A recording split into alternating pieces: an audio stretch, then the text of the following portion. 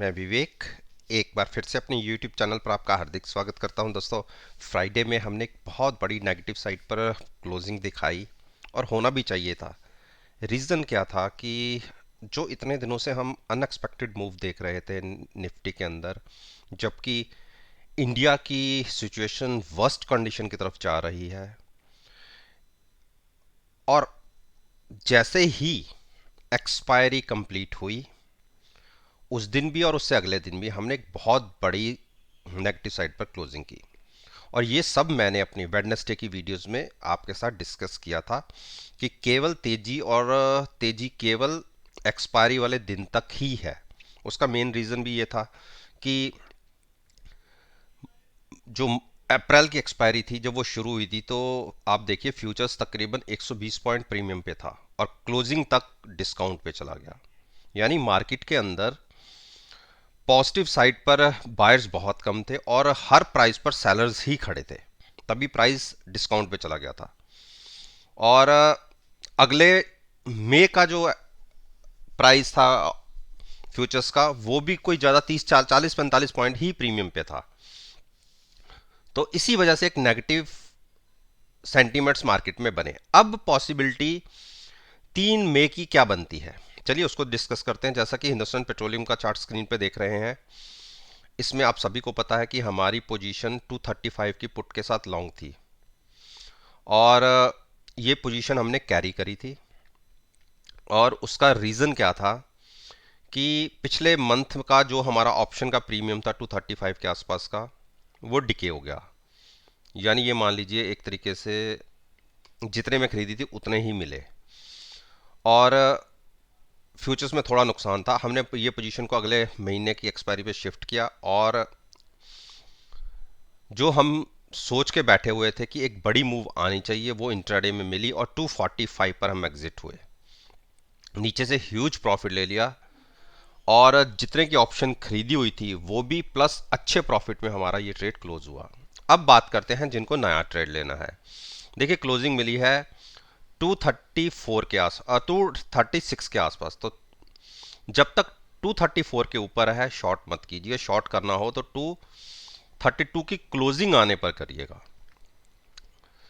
Sentiments अभी bullish side पर convert हो रहे हैं। ये देखिए बुलिश क्रॉसओवर है, तो पॉजिटिव साइड पर रहेंगे तो ज़्यादा अच्छे प्राइस मिलने का आपको पॉसिबिलिटी रहेगी। तो 230 के आसपास की भी या थोड़ा सा सेफर साइड 235 की पुट बाय करके भी फ्यूचर्स को लॉन्ग करने की एक स्ट्रेटजी कैरी की जा सकती है। शॉर्ट मत कीजिएगा। आईटीसी देखिए, आईटीसी अपनी 9 दिन की मूविंग एवरेज नहीं क्रॉस कर पा रहा। कल के दिन या आप ये मानिए थर्सडे को इसने इंट्राडे में जरूर ऊपर की तरफ क्लोजिंग दिखाई थी और निकला था, लेकिन फिर क्लोजिंग नीचे की तरफ ही आई थी। और आज आज का मतलब मेरा पिछला सेशन जो फ्राइडे का कंप्लीट हुआ उसमें 205 के हमने हाइज लगाए और क्लोजिंग मिले 202 की। देखिए पिछली एक्सपायरी में से तो हमने अपनी पोजीशन नेक्स्ट एक्सपायरी पे शिफ्ट की थी और पुट में हमने प्रॉफिट ले लिया था और 205 के आसपास की हमने पुट नहीं बाय की थी। तो पुट में तो अभी भी प्रॉफिट आ रहा है, लेकिन हाँ फ्यूचर्स में उसमें थोड़ा सा अगेंस्ट नुकसान है। लेकिन नया पोजीशन शॉर्ट साइड पर कोई नहीं लेनी और लॉन्ग भी जिसको जाना है वह थोड़ा वेट कर ले। एक बार हमें 207 के ऊपर क्लोजिंग मिले तो ही लॉन्ग साइड पर जाइएगा, अदरवाइज जिनकी पोजीशन पुरानी है वो अपनी कैरी करें लॉन्ग साइड पर। हैजिंग तो है ही हमारी। हिंडाल्को हिंडाल्को ने फिर एक गिरावट दिखाई, तो अभी कुछ नहीं करना।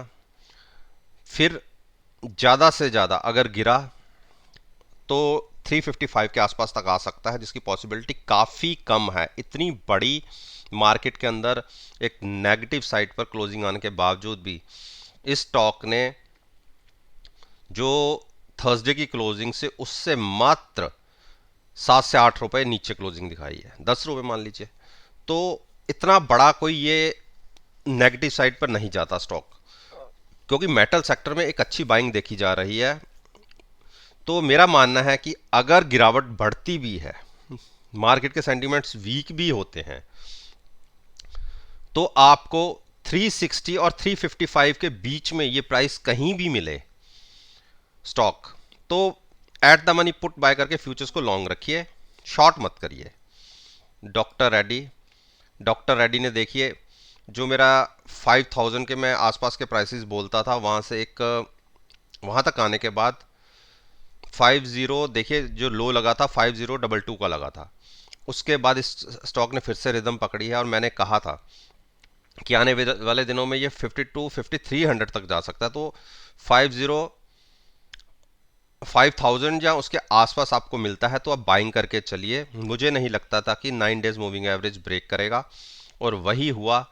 जो हमारी थर्सडे की क्लोजिंग थी 5048 की थी, खुले ही हम स्टॉक में देखिए कहाँ पर तकरीबन 100 पॉइंट्स ऊपर खुले, और इंट्राडे में हमने 5215 भी लगाया और बीच में क्लोजिंग की। तो बिल्कुल जब तक ये स्टॉक 5050 के ऊपर बना हुआ है, इसमें कोई भी शॉर्ट करने की गलती मत करे। डिप पर बाइंग करके ही सोचे। अभी भी क्लोजिंग अच्छी आई है, और मुझे लगता है कि 5300 का टारगेट आप फिर से देख सकते हैं। पहले देख लेते हैं। देखिए अभी वेट कीजिए, लॉन्ग साइड में मत जाइए, लेकिन शॉर्ट भी नहीं करनी। हमें फिर से 5000 के आसपास के प्राइसेस देखने को मिल सकते हैं, चाहे फ्राइडे में अपसाइड पर गया है, लेकिन जिनकी पोजीशन ऑलरेडी 5050 के आसपास की पुट के साथ लॉन्ग है, वो तो एक बार 5200 के आसपास जाके प्राइस प्रॉफिट बुक करें, लेकिन नया ट्रेड मत लें लॉन्ग साइड पर, और शॉर्ट भी नहीं करनी। 5050 के आसपास फिर से आएगा तो वहां पर हम लॉन्ग ही करेंगे, शॉर्ट नहीं करनी। सिप्ला सिप्ला ने गिरावट दिखाई है, लेकिन आप देखिए पिछले अगर 5 दिन के लोज को देखें तो वो बनता है 905 के आसपास का। जो फ्राइडे की क्लोजिंग मिली है वो 915 की मिली है, और इंट्राडे में हम ऊपर भी निकले थे 925 तक। देखिए 915 के ऊपर अगर आपको हाफ एंड आवर ट्रेडिंग मिल जाती है तो at the money put buy करके फ्यूचर्स को लॉन्ग कीजिएगा। टारगेट होगा 960 का। शॉर्ट की पॉसिबिलिटी बनेगी 890 के बाद, तो उससे पहले शॉर्ट करने की गलती मत कीजिएगा। भारती भारती में हमने प्रॉफिट लेके निकल गए थे, और हमने वेट एंड वॉच की एक स्ट्रेटजी अपनाई थी। हमने कहा था कि फिर से 530 के आसपास आएगा तो हम लॉन्ग साइड पर जाएंगे। अभी गुंजाइश बची हुई है, तो जब तक 530 के आसपास नहीं आएगा हम इस शेयर में हाथ नहीं डालेंगे। बहुत मुश्किल से हम इस स्टॉक के ट्रेड से निकले हैं, तो इसमें वेट एंड वॉच की स्ट्रेटजी रखेंगे। बजाज फाइनेंस ने 2 दिन एक ही प्राइस के आसपास की क्लोजिंग दिखाई है, तो मेरा मानना है कि 5300 के ऊपर जब तक स्टॉक है तब तक घबराहट नहीं होनी चाहिए। अगर वेट करना चाहते हैं लॉन्ग साइड के लिए तो थोड़ा वेट कर लीजिए, लेकिन शॉर्ट मत कीजिएगा। अगर 5300 के आसपास मिलता है तो एट द मनी पुट के साथ आप लॉन्ग जा सकते हैं। शॉर्ट करने की एडवाइस नहीं दूंगा। शॉर्ट का प्राइस बनेगा 5000 के नीचे। अरविंदो फार्मा को आप बिल्कुल बाइंग करके चल सकते हैं। 970 की अगर पुट बाय करके आप फ्यूचर्स लॉन्ग रखेंगे तो रिस्क आपका थोड़ा सा ही है, ज़्यादा नहीं है। अनलिमिटेड रिस्क की कोई गुंजाइश नहीं है। लेकिन मैंने आपको देखिए पहले मैंने यहाँ से आपको 1000 के आसपास से कॉल बाय करा के फ्यूचर सेल करवाया था, और हमने कहा था कि यहाँ पे हम अपना प्रॉफिट लेके एग्जिट होंगे। हम एग्जिट हुए यहाँ पे, जब ये कैंडल जनरेट हुई तो हमने यहाँ पर 965 के आसपास हमने अपना प्रॉफिट बुक किया और वेट किया। और मैंने साथ साथ में ये भी कहा था कि अगर यहाँ से हम गिरते हैं तो हमें यहाँ पर बाइंग कर लेनी है 950 के आसपास। देखिए नहीं गिरे, यहीं से हमने ऊपर की तरफ रन अप दिखाया है, तो ये एक स्ट्रॉन्ग सपोर्ट साबित हुई है 965 के आसपास की। तो अगर ज़्यादा बड़ा रिस्क नहीं लेना तो 984 की क्लोजिंग मिली है, 980 की पुट बाय करके आप फ्यूचर्स को लॉन्ग करने की स्ट्रेटजी ले सकते हैं जिनको नया ट्रेड लेना है। बाकी जिनसे मैंने कहा हुआ था उन्होंने तो नीचे बाय कर ही लिया था, पुट के साथ फ्यूचर्स को लॉन्ग किया था। तो थोड़ा सा होल्ड कीजिए, हो सकता है 925 तक के टारगेट आपको मिल जाए, ओ सॉरी 1000 तक के टारगेट आपको मिल जाए, तो वहाँ पे एक बार अपना प्रॉफिट लेके एग्जिट हो जाइएगा। अंबुजा अंबुजा ने पिछले 6-7 दिन के एक रनअप के बाद एक करेक्शन दिखाई, लेकिन शॉर्ट का कैंडिडेट अभी भी नहीं है। शॉर्ट बनेगी 300 के नीचे जाके। हाँ, मेरे हिसाब से जो मेरा अपना ओपिनियन है, इस स्टॉक को 300 के आसपास लॉन्ग करना चाहिए। गिरावट में 300 के आसपास मिलता है तो वहाँ at the money put buy करके फ्यूचर्स को लॉन्ग कर लीजिएगा, शॉर्ट मत कीजिए। तो दोस्तों ये मैंने निफ्टी इंडेक्स में अच्छी वेटेज रखते हैं वो स्टॉक्स हैं, और इसके ऊपर मैं रोज़ एक वीडियो पोस्ट करता हूँ। और अगर मेरी पिछली परफॉर्मेंस जो फ्राइडे से रिलेटेड थी उसको अगर आपने एनालाइज करना है तो नीचे डिस्क्रिप्शन बॉक्स के अंदर वो लिंक है, वीडियो है, आप उस वीडियो को देखिए और फ्राइडे सेशन के साथ एनालाइज कर सकते हैं।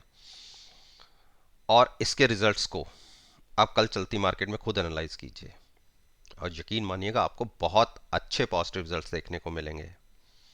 अगर आप समझते हैं कि इस वीडियो से आपको कुछ इन्फॉर्मेशन मिली है तो मेरे यूट्यूब चैनल पर मेरे साथ जुड़िए, और अगर आपको कुछ पूछना है इस वीडियो से संबंधित तो नीचे कमेंट बॉक्स में आप वो क्वेश्चन पूछ सकते हैं।